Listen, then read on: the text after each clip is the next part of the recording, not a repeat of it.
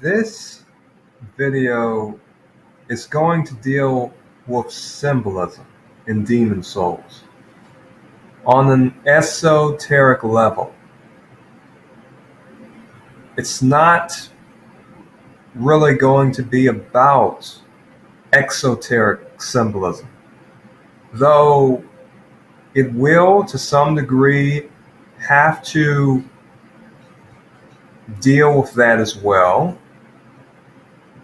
But this is going to be quite different from what many of you have seen on YouTube, from the FromSoft lore community, that for the most part merely deals with item descriptions, some inquiries into Japanese culture, and very loose connections. This is going to deal with some very intricate symbolism, the like of which, in all likelihood, you have not very often seen. And I think I can say that for a fact because I have seen most of the Demon Souls lore videos. This is basically a blog series I'm doing on Medium. As you can see, it is called Meditations on Media. It's a different way of looking at media, trying to understand it on a symbolic and spiritual level, which is very important to me as a Christian, to understand what I'm watching. I don't know about you, or whatever you may or may not adhere to. I personally like to know what the meaning is of my media is. And so maybe you would like to know, you could benefit from this. So anyhow, I'm going to read this blog post. I'm going to share my understandings. So this is part one. So I would like to present my meditations upon demon souls in preparation for a comprehensive blog or a series of blogs detailing symbolism or other esoteric elements in Elden Ring. And esoteric basically means secret. Exoteric basically means something that is out in the open, plain, manifest, or two other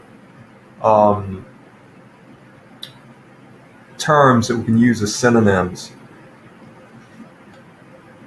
When we say esoteric, that basically means hidden, secret, occult. Those are all synonyms. They mean more or less the same thing. They can be utilized interchangeably. So this is what I'm talking about, things that are basically hidden. So we have the NPCs and the Nexus. And one more thing, maybe if you've played the game, you understand more. If you haven't, I simply have a few pictures in this blog. It's sort of a rough representation of some things. There's not many, but there's some to get a sort of gist of it.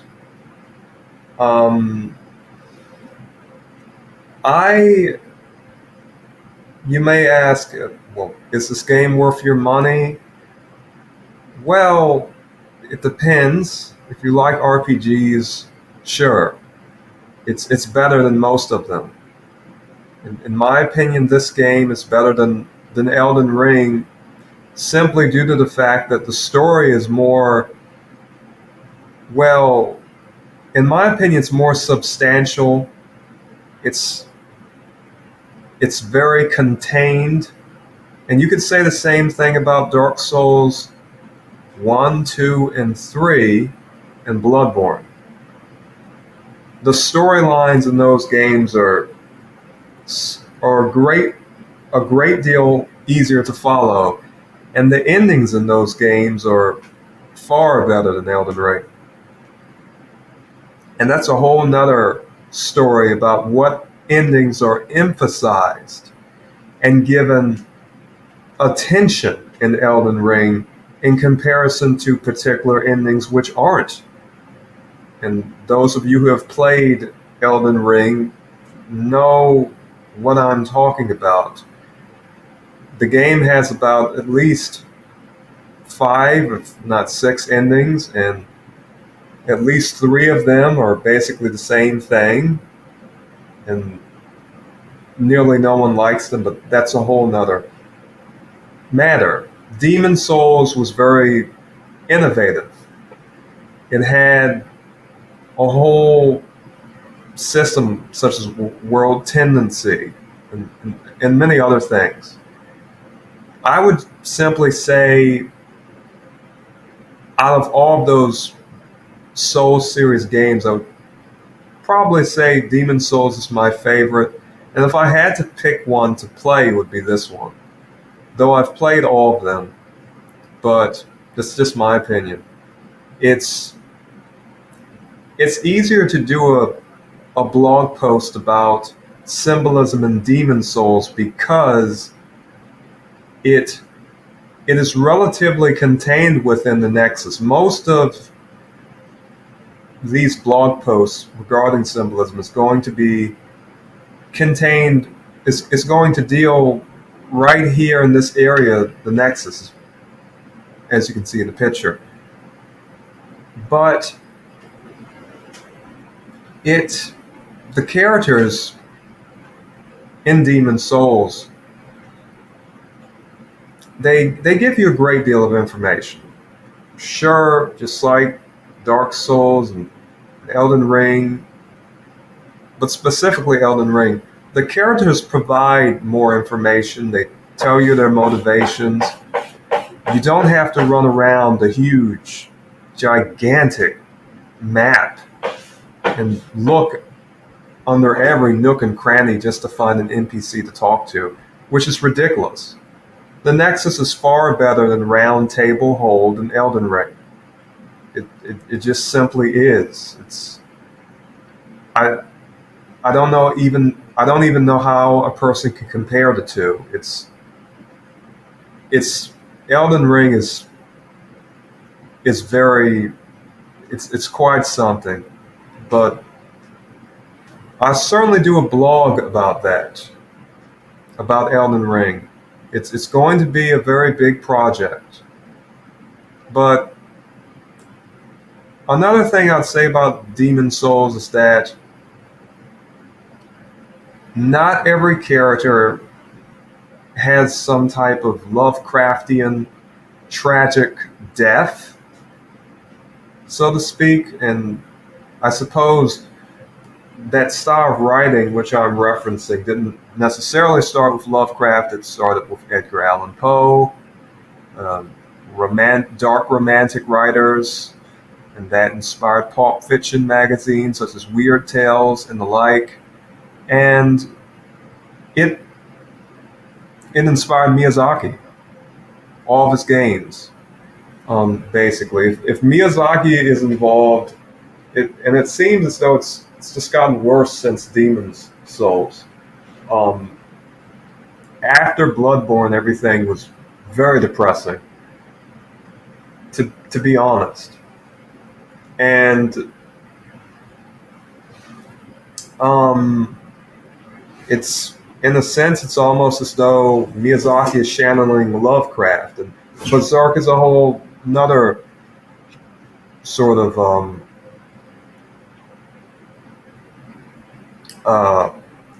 work that Miyazaki drew upon as inspiration for his Soul series, but that too is quite depressing and tragic, and to be entirely honest, very evil.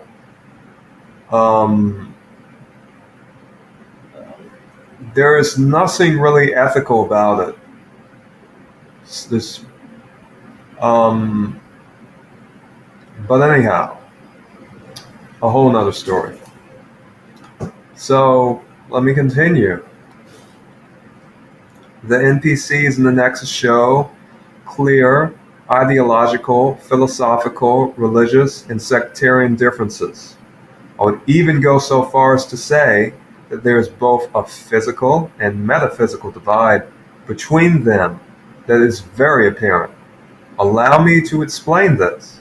As you rise from the Nexus pool facing forward, you perceive an area on the right in which you will find Stockpile Thomas, Blacksmith Baldwin, and further rightward behind Baldwin, we find the Worshipper of God, Acolyte of God, which are later to be joined by a Disciple of God and Saint Urbane. Now for the etymology of the names of the characters. I'm going to, as we proceed with these Demon Souls blogs, review the names. So Baldwin, I could not find Baldwin. The only name I could find was Baldwin, which, as you can see, means bold friend. And we have Thomas, which means twin in Aramaic. Nothing very, there really isn't anything very symbolic or significant about these names as far as I've seen. But Urbane is going to be a name that we are going to come back to. Saint Urbane has a very unique name, and it means urban. It's a French variant of urban, which is derived from the Latin name urbanus, which means a city dweller. And this is going to be very important as far as I'm concerned. I'm going to show you later on as we continue. We have from the dictionary Nexus. It's Latin of nectari, to bind, and quite literally you're bound to the Nexus. You're linked to it. It's the center. It's the focus. And all of these characters are linked to the Nexus.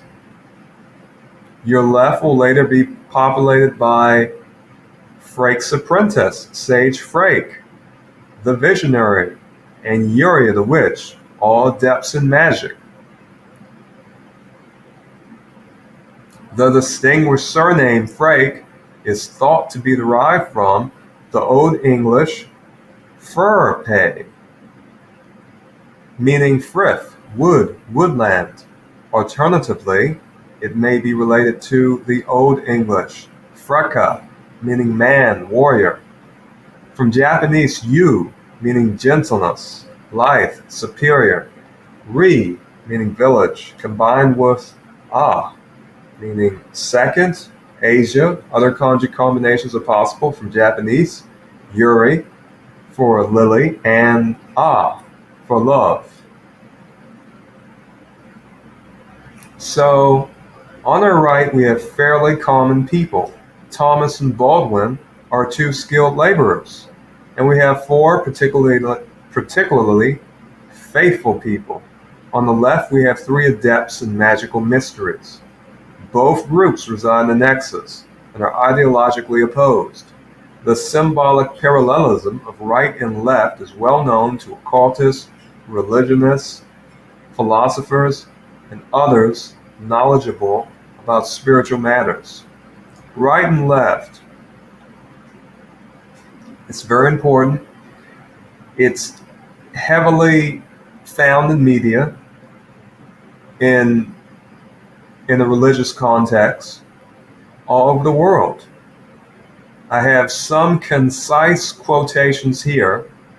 I tried not to basically quote over much because it could probably be very boring to read if I brought too many citations, but this is from the Dictionary of Symbolism by Hans Biederman. Right and left, the two sides form a duality in which usually, but not always, the right is viewed more favorably.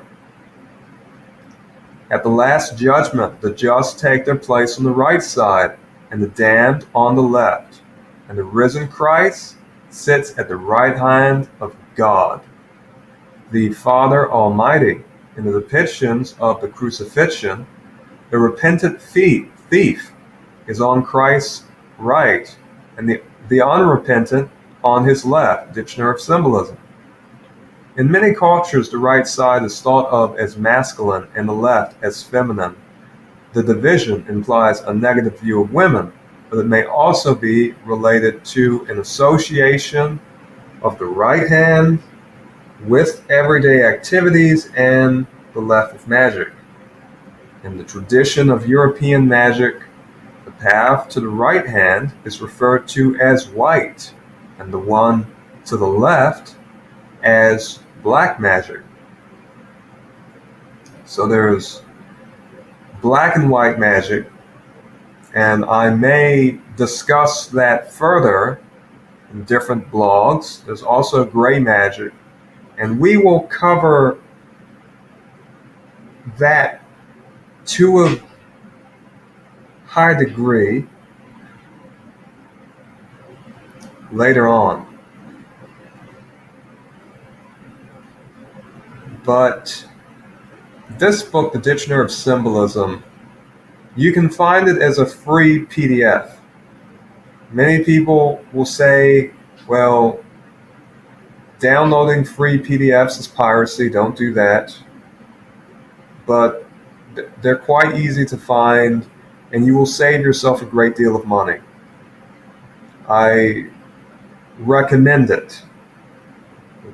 I have a flash drive with hundreds, if not 1,000 books. It's certainly worth it. For those of us who simply want to know the symbolism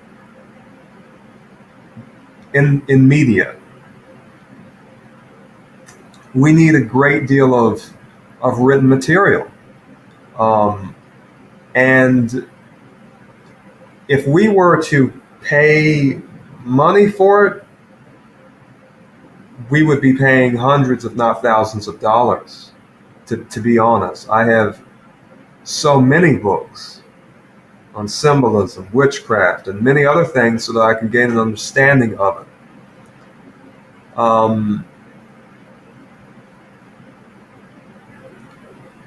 Most major symbolism and many other things that have to deal with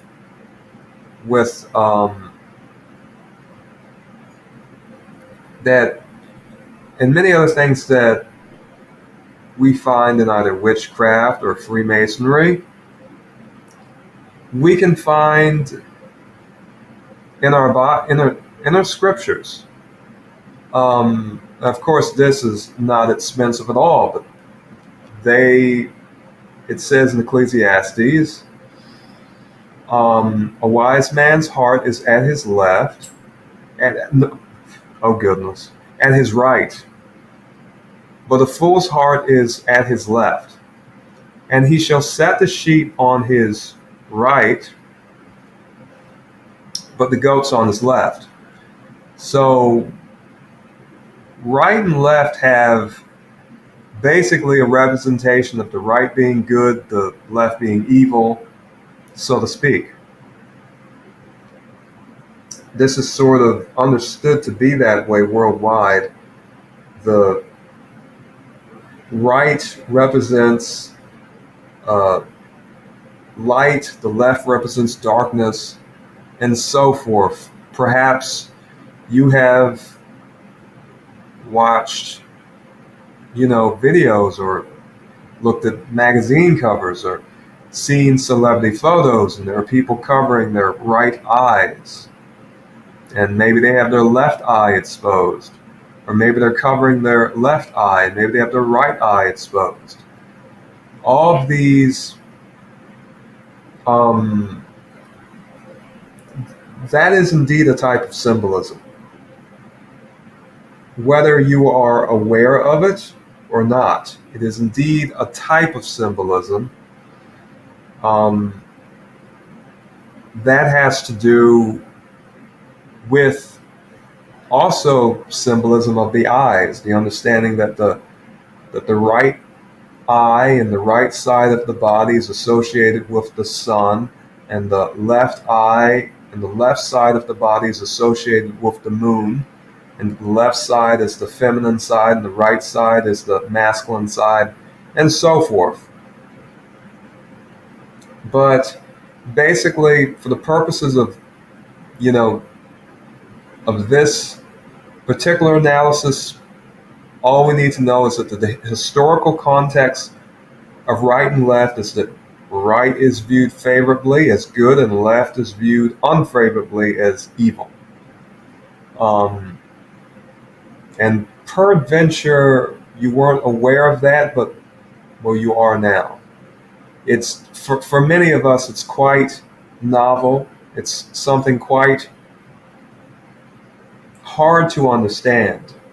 But this used to be common knowledge, and maybe even if you were to, do some reading about,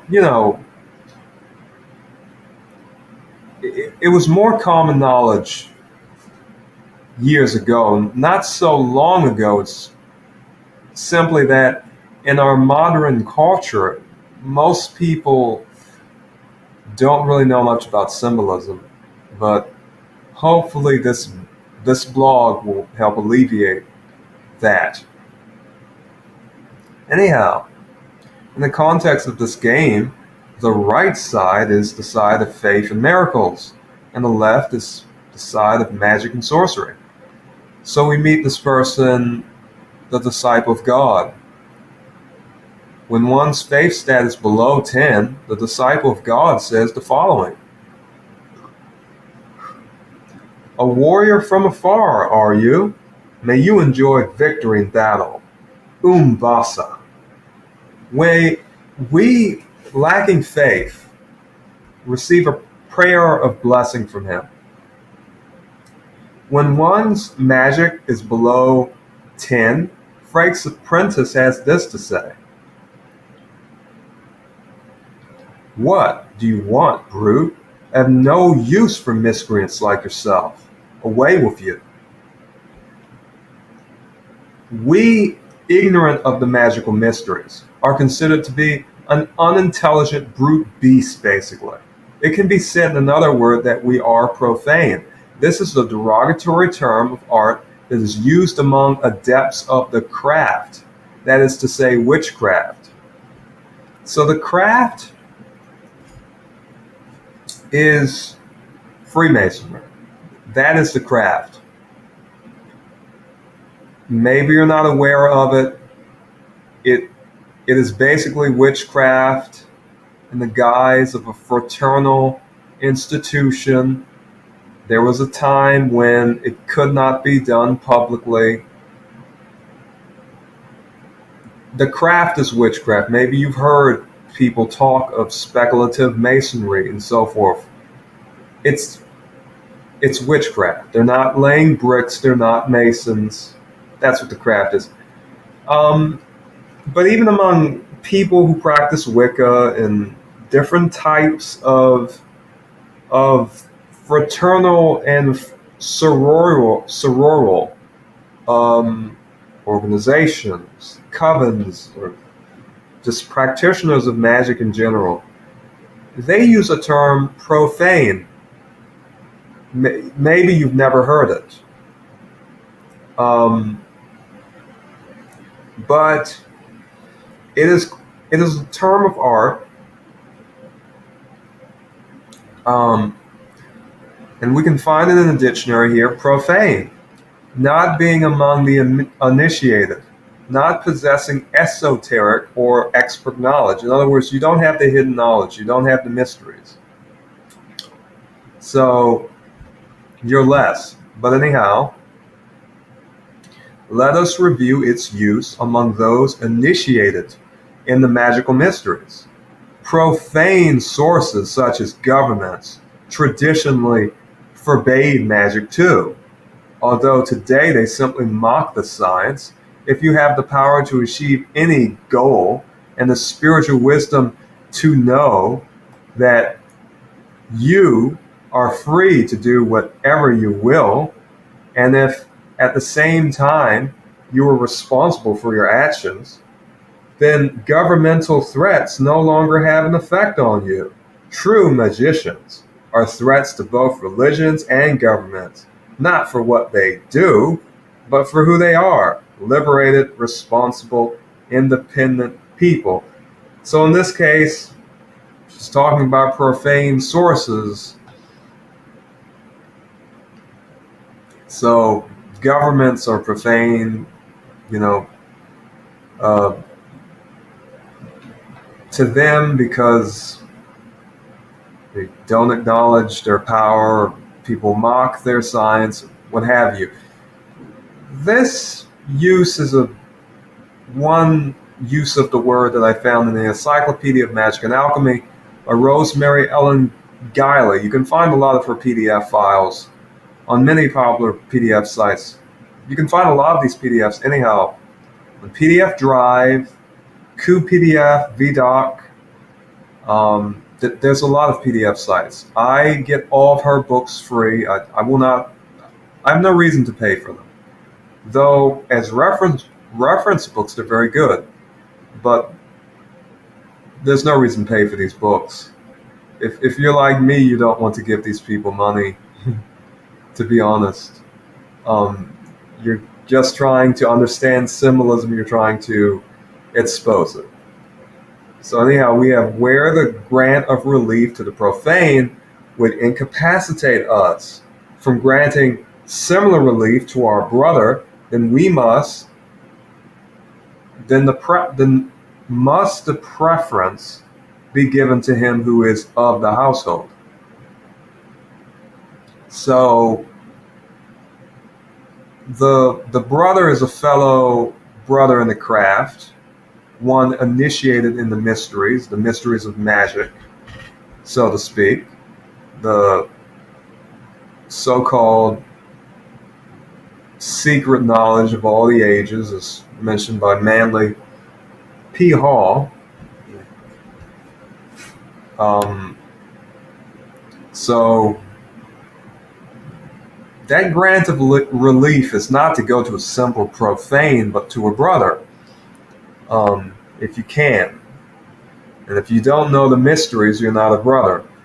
New and revised edition, an encyclopedia of Freemasonry and its kindred sciences, comprising a whole range of arts, sciences, and literature as connected with the institution, by Albert G. Mackey. I recommend you get all of the books by Albert G. Mackey so that you can understand Freemasonic symbolism and different types of, of parlance, terms of art, what have you. You can learn a great deal from them. For these books, you don't have to make a study of them, but it's good to know the information in them. You can quote it. You can use that information to recognize things, symbolism in media, art, what have you. It's always good to have these books on hand, and if possible, get them for free. Most of them can be acquired for free. So now we have For the Sister, contain the most arcane symbols of the mysteries into which it was unlawful for the profane to look. So this is another book called Art Magic, William Britton. The amount collected is under the immediate charge of the Grand Hospitaller or Almoner, and is dispensed by him with the consent of the presiding officer, first to a worthy distressed brother, or, if there be none such, then to some needy and deserving profane, the book of the ancient and accepted Scottish Rite of Freemasonry, containing instructions in all the degrees, from the 3rd to the 33rd, and the last degree of the rite, together with ceremonies of. These people have such long names for their books, but you can find this too. I believe I found it on archive.com. I find most of my out of print, sort of, out of copyright books on Freemasonry on archive. If you want to find those books, then please search on archive.com. You'll find plenty of those Freemasonic books to help you understand anything that has to do with Freemasonry, which is excellent, quite excellent. Imagine being a needy and deserving profane, receiving mercy vouchsafed to you by a condescending, initiated philanthropist. Does the aforementioned quote even sound as though they have any sort of favorable regard for people who are uninitiated in the mysteries of occultism? Those who are not adept in the occult mysteries are considered to be unworthy, vulgar, unintelligent, and bestial. They consider the uninitiated to be less than themselves. This prideful attitude is an actual cultural phenomenon, and it has a long history, especially among royalty and nobility. Speaking of which, that brings to mind the fragrant ring in the royalty class. Now, if you've played the game, you know that the royalty class is one of the favorite classes of the Demon Souls community, because they start out with a rare, unique catalyst, a little spell wand that's made of metal, and a fragrant ring that helps you recover some magic points, some MP. So it's a nobleman's ring, forged with spices. And we have the little armor set of person of royal descent who has officially learned spells. They use the spell Soul Arrow. Their soul level is at the worst beginning at 1, but they are the only class that begins equipped with a rare ring. What you may not know is that there is an actual history of royal fervor for occult mysteries. I have a few citations here describing that. The Greeks loved astrology and democratized it, moving it out of the exclusivity of the royal court and into the hands of the masses. While astrology withered in the West, it continued to flourish in the East and the Islamic world. Ibn Sina, Avicenna, 10th century Persian alchemist and philosopher, refuted it. However, but it remained firmly entrenched in the royal courts and society. Cagliostro, Count Alessandro, Italian occultist and alchemist, reputed to be one of the most celebrated magicians of his time, a friend and successor of Comte de Saint-Germain. Count Alessandro Cagliostro was a glamorous figure in the royal courts of Europe, where he practiced magic, psychic healing, alchemy, scrying, and other occult arts. He has been called both a fraud and a genuine adept. Sherrill, 1866 to 1936, professional name of famed Irish palm reader Count Louis Hammond Sharrow was famous among London's upper crust. He was known for his accurate predictions. His fame spread to Europe and America. Sharrow was so much in demand that in 1 year alone, he read for 6,000 clients. His advice was sought by royalty, politicians, artists, and writers. Among his clients were American President Grover Cleveland, Oscar Wilde, England's King Edward VII, Belgium's King Leopold, Lord Randolph Churchill, Sarah Bernhardt, and others. Let's see, we have the famous John Dee, 1527 to 1608, alchemist, mathematician, astronomer, and astrologer, sometimes called the last royal magician because of his astrological services to Queen Elizabeth I. Dee was a scholarly man.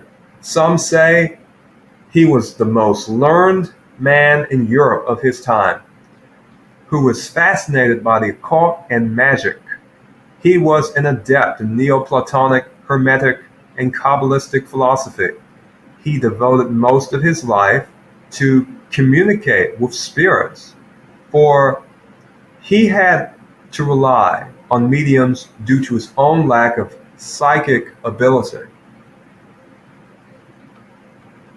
And then we have a particular fascination with royal blood in the occult treatise known as the Black Ship.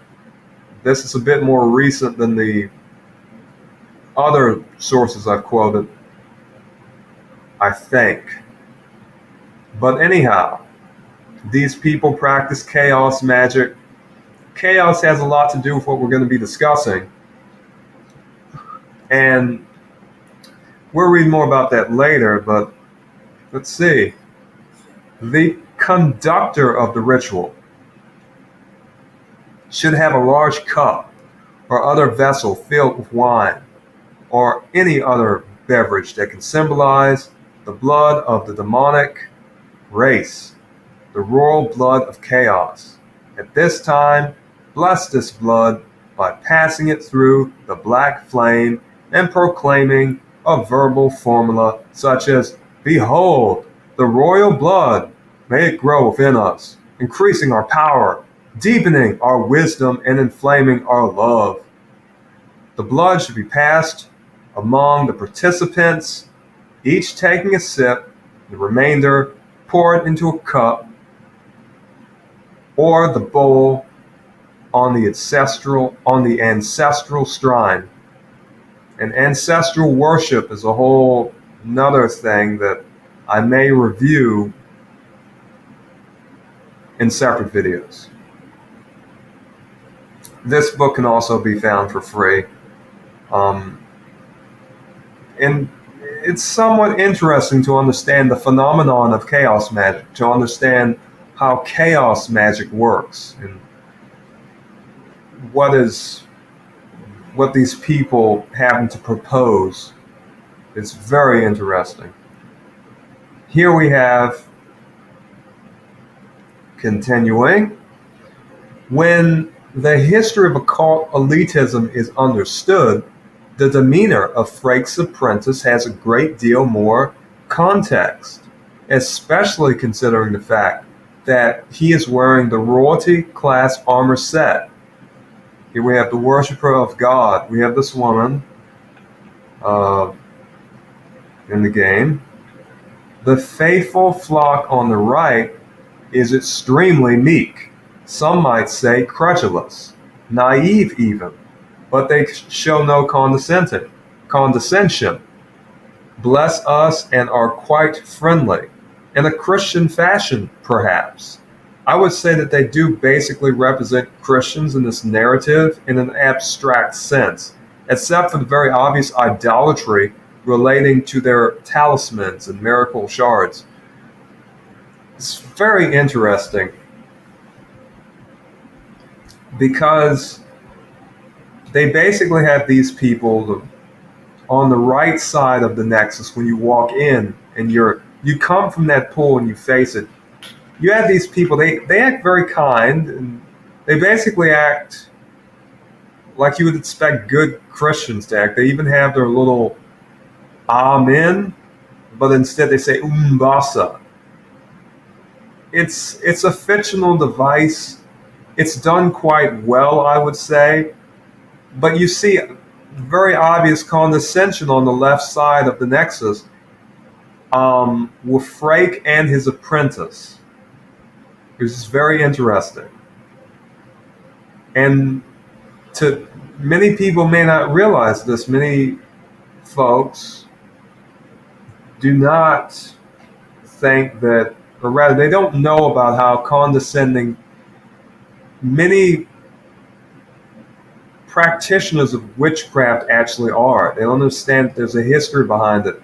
And there's even a history behind the royalty sort of being involved with witchcraft as a sort of elite sort of religion or supplement to their Christianity.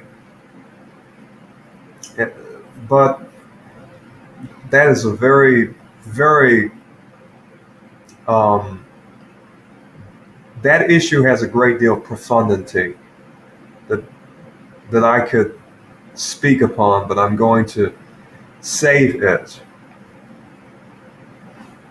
The worshiper of God is even so generous as to bequeath us, or Saint Urbain, with her remaining possessions and loose a blessing upon us. If your faith is 20 or above, talk to her and she'll basically give you a faint stone and two ephemeral eyes, and these are very useful. And she'll give them to you very kindly. You there, I can sense it. You can hear the voice of God, and you are battling those terrible demons. Our merciful God has sent you here to protect us. I will share with you everything I have. May the heavens gaze favorably upon you. Umbasa. I plan to bequeath all of my possessions to Saint Urbain. My grandfather's articles may contain more miracle stone shards like the one he gave me. It has no intrinsic powers in and of itself, but Saint Urbain can hear the voice of God through it. So this is the so-called talisman of God, and these are some stones. I have some ideas about those. This is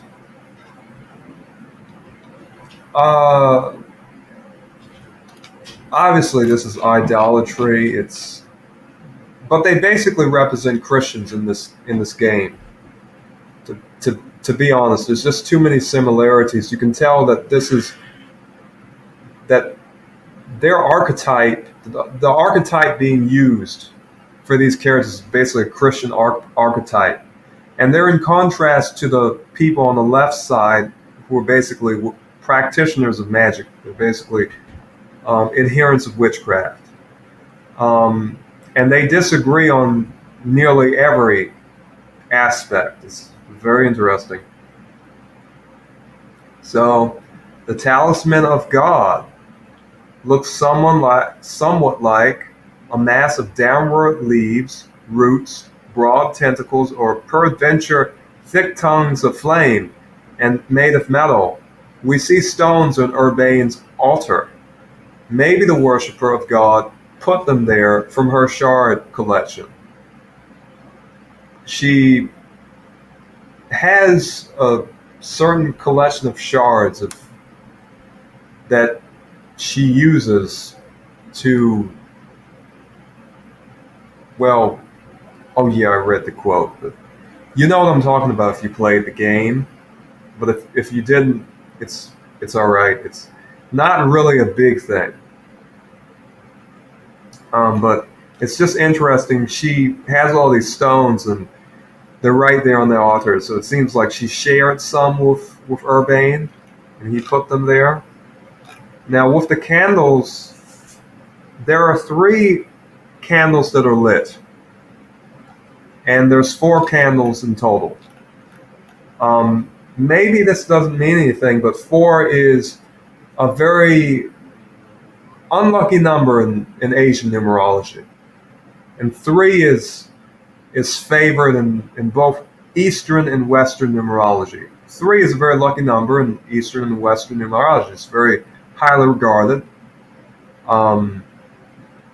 which is very interesting. And in the game Elden Ring,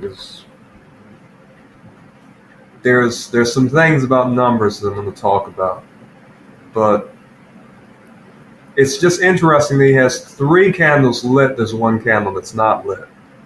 If we were to light this candle, it would be 4 candles lit, which would be interesting. Maybe if you had 4 lit, it would represent death, and maybe by not lighting 4, it has some manner of meaning. There's about, 3 cups here, I believe. Interesting. Very interesting. I don't really know what the symbolism of it could be further than that. So we have this quotation about the numbers. First, let's get the bad ones out of the way. 4 is an unlucky number in Japan because it sounds like shi, death. This is why there are 2 readings for the number 4, shi and yan. Whenever possible, people try to avoid using the deathly one. What does the religion of God? In Demon Souls, they literally call their God God. It's, as said, it's basically monolatry or monotheism in a sense. No other God is referred to. Demons are referred to, but not God. So we have this religion that they practice. They basically speak about God. And their belief is basically a belief in God, a belief in good and evil. And they're in opposition to demons and what is called the soul arts. And the soul arts, it basically is it's the word for magic and sorcery in this game. It is rather strange to think that souls can be used as a source of power. The souls of demons are used to create miracles and spells. That very game mechanic shows us what the creators of this game wish to convey and promote to us.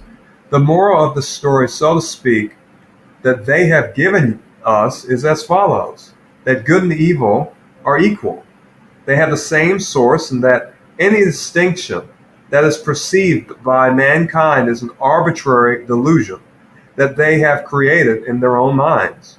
Reality is essentially non-dualistic according to Demon Souls. So basically, the fact that your power source, Demon Souls, can be used to basically create miracles and spells, and that you're getting it from the same source, it shows us that, I suppose, there's not really a difference in this game, as though they're trying to promote this understanding that good and evil are basically the same, and there's just something, that our idea that they're different is just entirely contrived. It isn't necessarily real as a boundary between good and evil. It's very, very interesting.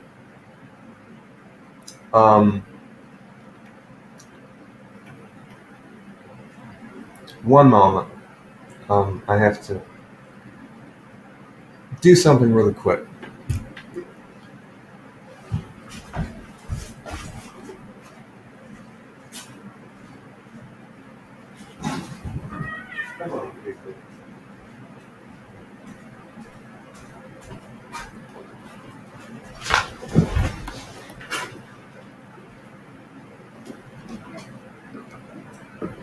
All right. So this is the Talisman of Beasts. So the Talisman of Beasts in Freke's dialogue will give us a better understanding of this non-dualism. So it says, an old wooden amulet featuring a symbolic depiction of the Old One can be used to cast both miracles and magic. What was considered a depiction of God was in fact an image of the Old One, portrayed as a force of feral chaos, Talisman of Beasts. So this word chaos is very interesting. So I have a few, well, two citations, encyclopedia definition and the definition of phrase and fable. Let's see. Chaos. Greek. Chaos is from the Greek word chaos, K-H-A-O-S, meaning gaping void. And we have is confusion, that confused mass of elemental substances supposed to have existed before God reduced creation into matter. The poet Hesiod is the first extant writer that speaks of it. Light, uncollected, through the chaos urged its infant way, nor order yet had drawn his lovely train from out of the dubious gloom. Thompson, Autumn, 72, 732, 4. So it's very interesting to say it's a gaping void. Now, later on in another blog, we're going to look at the Old One, but it basically is just a gaping void. It looks like a cone, sort of, but you can see the hole. It sort of sucks everything into itself. But the talisman it doesn't really do it justice until you see the final boss and you go inside it. But it's basically a void. It's chaos. It's basically just, it looks like it's consuming everything. And this is very important, the understanding of the word chaos and the context of chaos and what chaos means symbolically and spiritually. All right. So you have a talisman of beasts, crafted of primitive wood, and a talisman of God, forged of metal. Metallurgy indicates an advanced civilization. The former represents chaos, and the latter represents order. Urbane's name means city dweller. A city requires a technically advanced civilization. Chaos is considered to be a primitive substance, predating all things and future complexities. Force of feral chaos. Talisman of beasts. Chaos meaning gaping void. So this is very interesting because we see there's a difference with chaos and order. With Saint Urbane, the city dweller, a city requires order. It's a thing of advanced technical, civilization. You can't really create a city or any type of advanced human settlement without a degree of order. What happens after it's created, what chaos exists within it after that, that's a different matter. But as for a city, it needs some degree of order. So we can see that Urbane's name hints at it, the god of order, frankly, a god of stability, not a chaotic sort of entity, not a sort of pantheistic type of, strange being that is just chaotic, just assimilating all things within itself. there's dichotomy, there's dualism, there's division between good and evil, order and chaos, and everything else, and different substances and individual people and souls and minds and persons and what have you. That's order.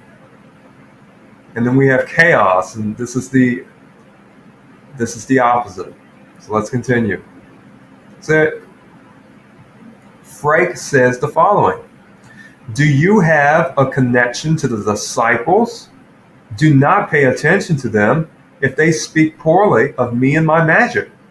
Prayer is for the foolish, quaint and soon to be dead, and heaven forbid the day you find out what their so-called God really is. Freke. So according to demon souls,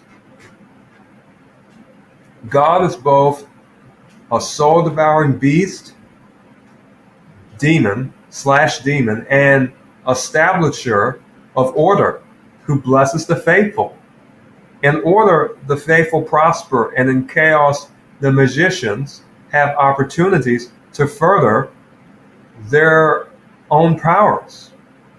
Therefore, the Old One, /God, is the source of miracle and spell power. It indicates the dissolution of all differences, right and left, good and evil, light and darkness, and so on, all dissolved in formless, primitive chaos, no absolute truth, and therefore no falsehood. In the occult sense, it brings to mind the proponents of gray magic and non-dualism. Gray magic is essentially white and black magic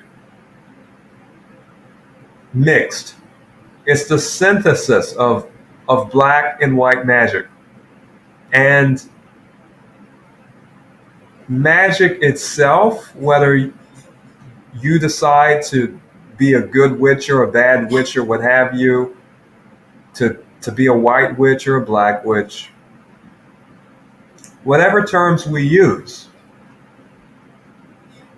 there's a tradition in witchcraft to consolidate the two, to assimilate the two.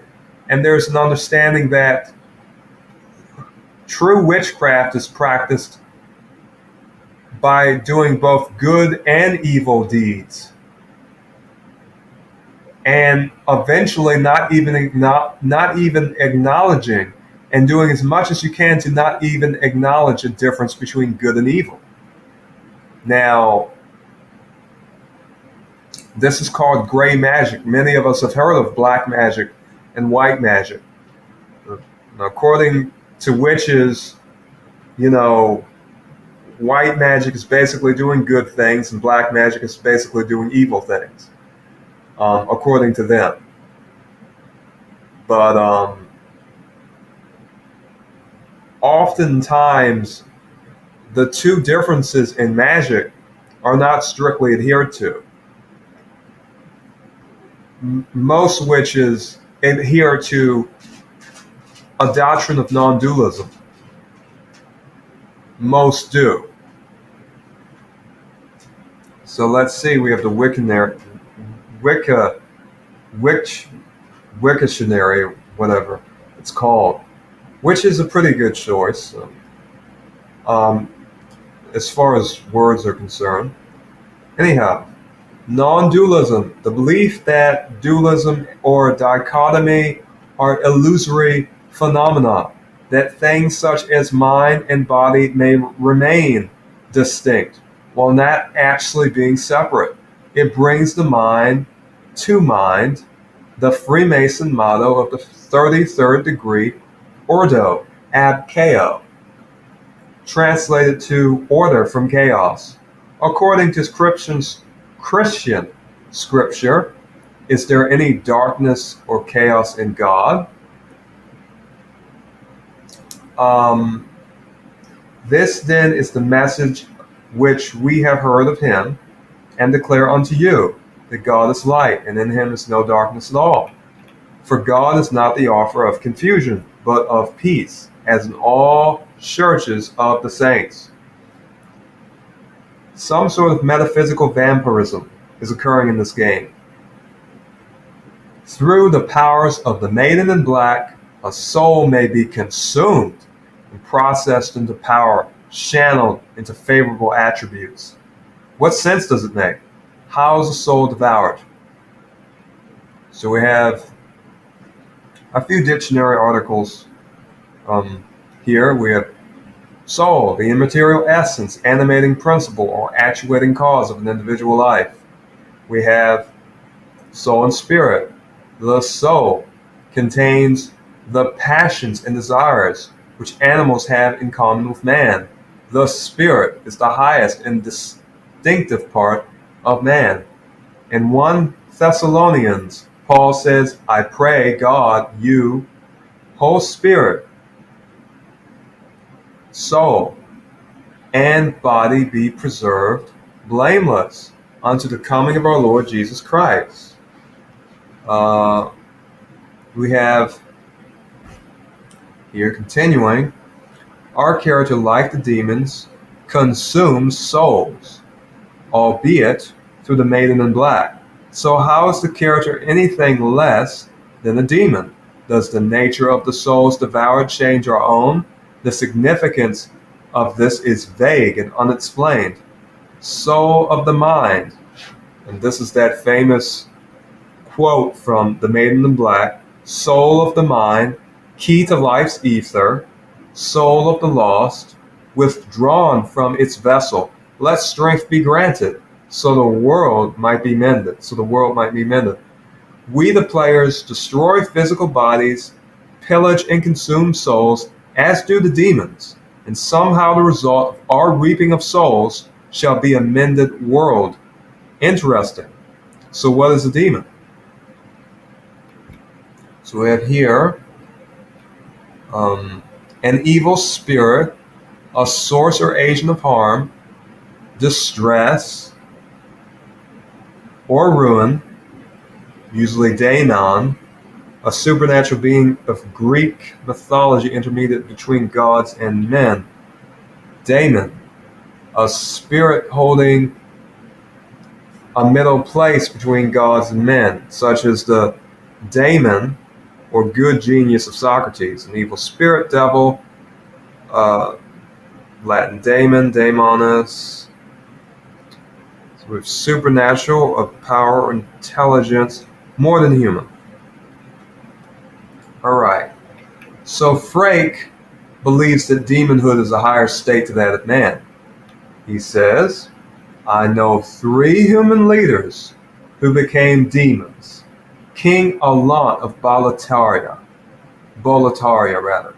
Astraea of the Valley of Defilement, and the Golden Elder of Latria. They have proven that humans can evolve to a higher state. We were wrong to assume that only demons could do demon work. Bravo! You have brought more demon souls to me. Thank you. You are a fine magician. Let me pass on further arts of the wand. I am one step closer to the essence of the demon, soul. Our human potential is great. The power of magicians is increased while demons roam the earth. Both Freke and Uriah take advantage of this. As you know, magic is one of the soul arts, says Freke. The scourge of Boletaria has activated all souls and energized all magic. Perhaps then we should work to preserve this state of heightened reality. No, heaven forbid. The demons steal souls, and with them our sanity. Such blasphemy must not be permitted. It's very interesting. It seems as though Freke was having some degree of conflict in his, some type of moral conflict, struggling with some degree of cognitive dissonance. Who can say? Okay. Here we have Uriah the Witch. Very interesting character. We'll probably talk some about her later. Maybe in another blog post, but right now we're going to review what she says. Once I lusted after the power offered by demon souls. I ventured through the fissure into Boletaria, but became trapped in the nexus. Uria. Okay. Interesting. A state of heightened reality, activated souls, and energized magic. The soul is the source of emotion and thought. It is metaphysical, and yet without a body, we can move and interact and act our will on the physical plane in soul form as we are bound to the nexus. Souls are used as a common currency in Boletaria and apparently sustain sanity. And yet how a corporeal body could even live without a soul remains entirely unexplained in demon souls. It simply doesn't make sense. Very, very strange. If you haven't played the game, basically when you enter the Nexus, you're dead, and your body is sort of you're moving around as a spirit, basically. And so, by finding stones of ephemeral eyes, you can regain your physical body, but for the most part, you're walking around without a body. You're basically in what they call soul form, which is very interesting. It makes I'm looking into it. I'm trying to understand what the symbolic reasoning behind all of this could be, if there's any. I'm almost sure that there is. Anyhow, the spiritual has been reified or carnalized into a physical reality. Souls can be used like anything that is physical and even consumed in this world. So in other words, they've made things that we would consider spiritual, metaphysical, and corporeal into literal physical things that you can touch, things that you can buy and sell. You can buy and sell souls in this game, which is very disturbing. It doesn't make, once again, it's another thing, it doesn't make much sense. I am in the process of trying to understand what reasoning there is behind it, and to know if there's any symbolism that is deeper than what I don't already know.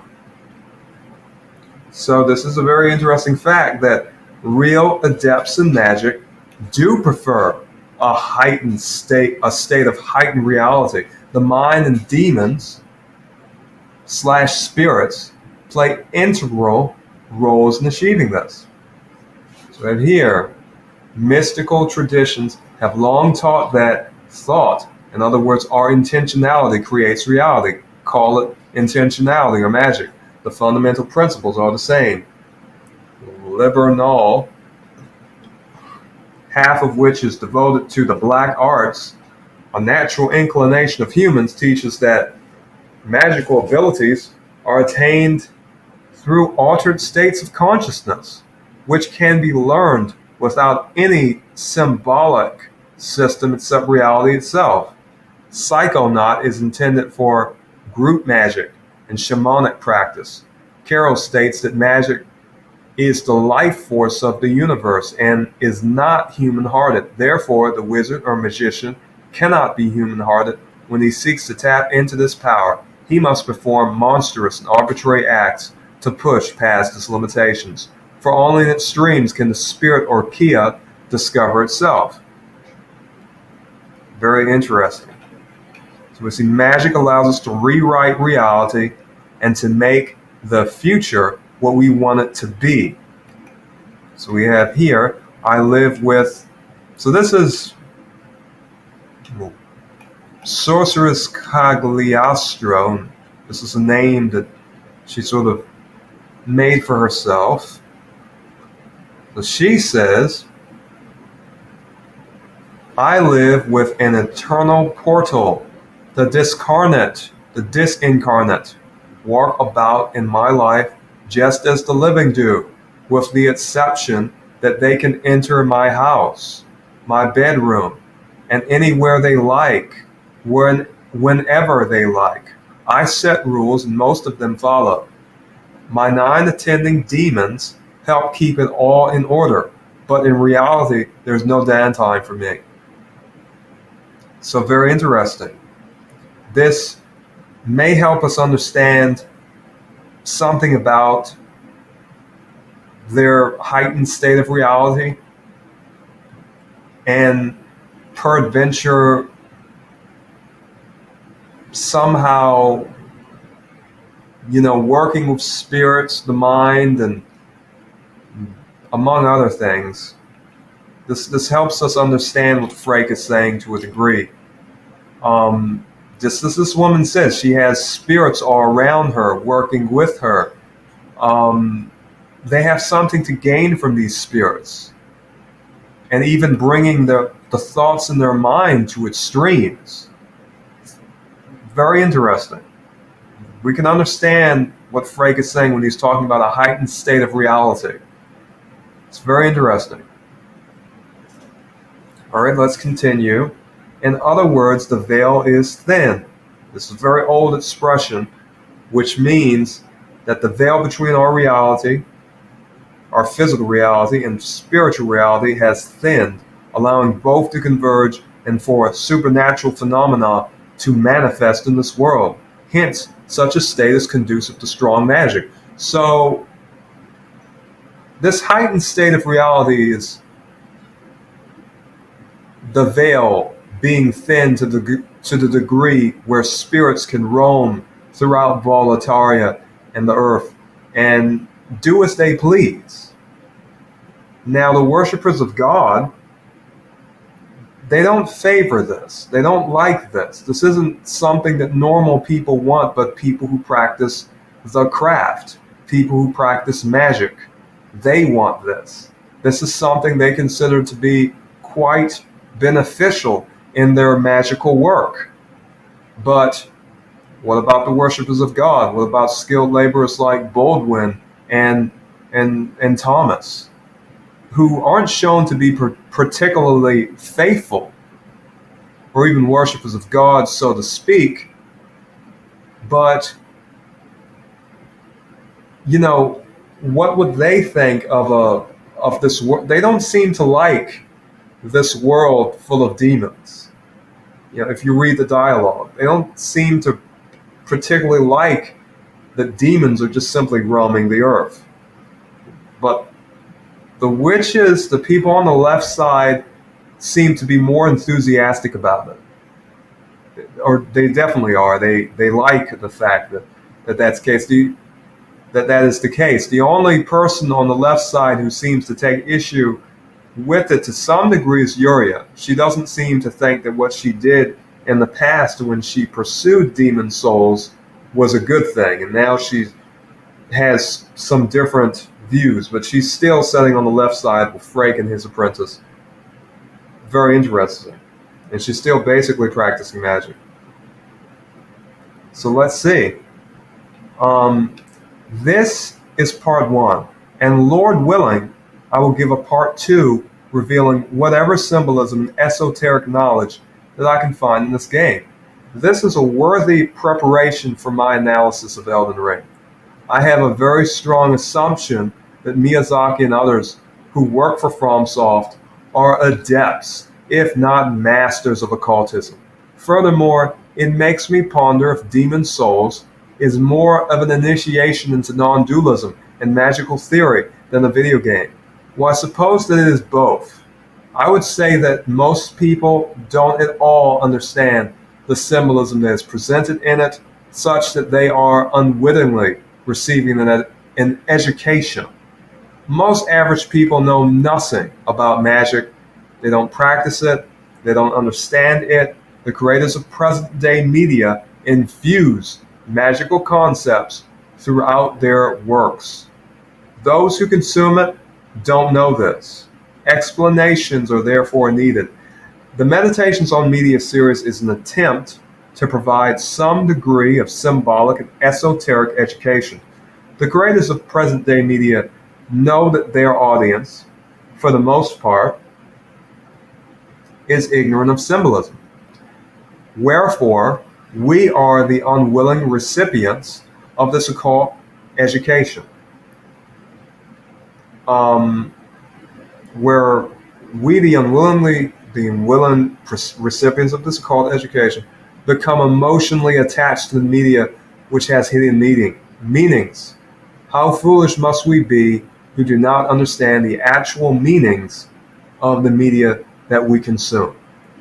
So we have this quote from Matthew: "Behold, I send you forth as sheep in the midst of wolves.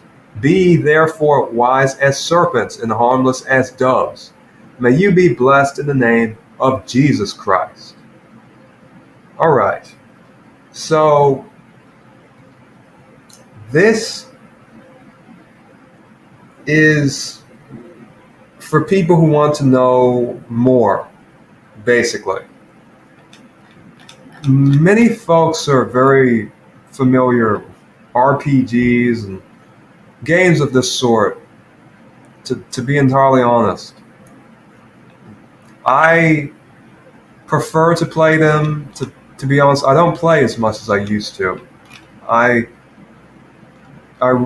have a lack of desire to play them because I see so much symbolism in them. But for those who do play them, many people,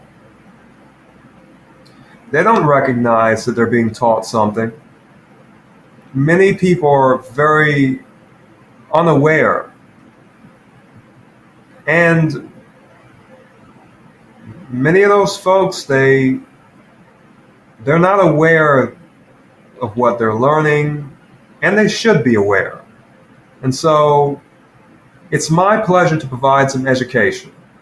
Maybe you think, well, you've taken these ideas and concepts and you've sort of extrapolated upon them to such a degree that it doesn't make any sort of logical sense. But very few people know even the most basic symbolism, quite literally. And what is obvious to me is not obvious to many people.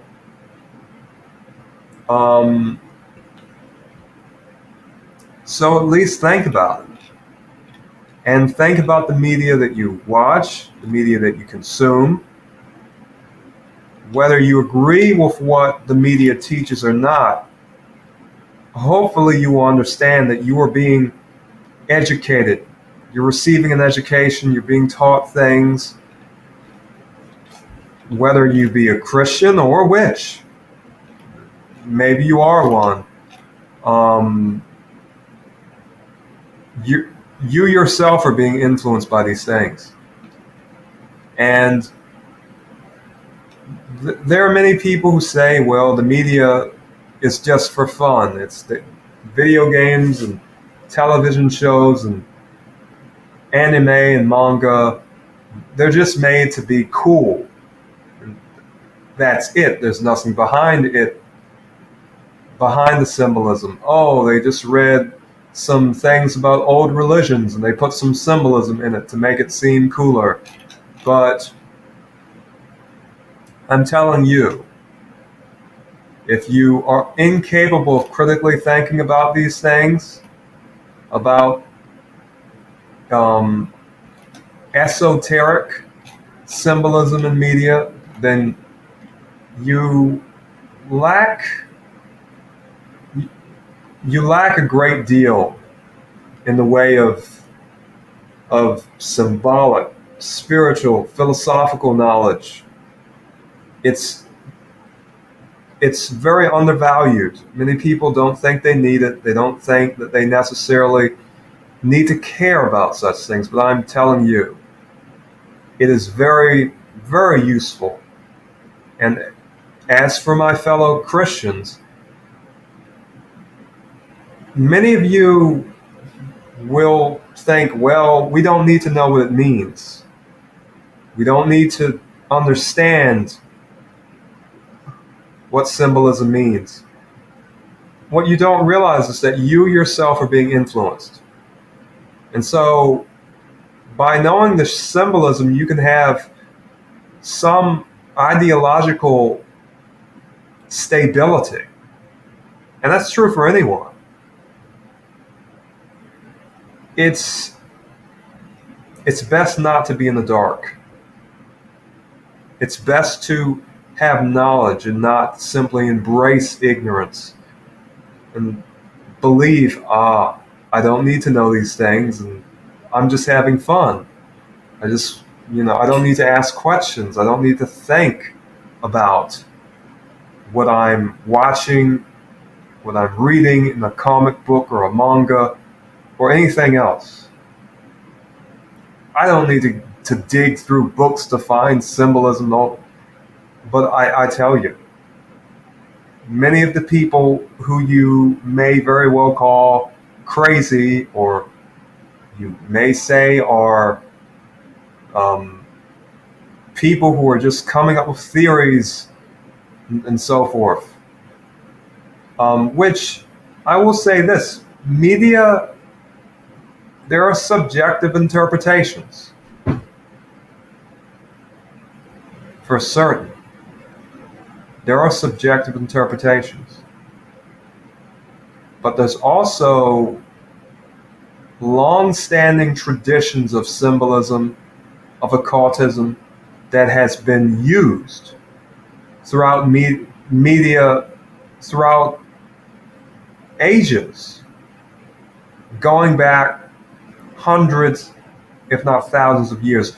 Common themes, common elements in the things that have been promoted throughout history, not just in this day and age, but certain symbolic knowledge, which may have been commonplace 100 or 200 or so years ago, is very difficult to accept these days for most people because of our modernity, because of the mind of modern mankind, who has a very hard time accepting that things are hidden in art. If we know anything about art, such as that which has been created by Leonardo da Vinci, we know that artists hide things in their art. And there's a long-standing tradition of that occurring. We should know about it. As educated individuals, we should seek to educate ourselves any way that we can. Save as many books as you can, find as many sources as you can, wherever you can find them. If you have to go and download PDF files to gain a better understanding of something, it's certainly very reasonable. But in the meantime, I'm going to be creating these blogs. I'm going to be creating these videos to help people have a better understanding of these matters, especially regarding the media. I'm also going to be talking about false teachers of the gospel and many other people, frankly, and different subjects. It's going to be quite interesting. I have 2 more blogs here that I may do meditation on media Claymore next. This is a particular manga that is very interesting. But I don't know. I don't know which video I'm going to do next. But this will have to suffice for now. This has been very enjoyable. May the Lord bless you. Amen. All right.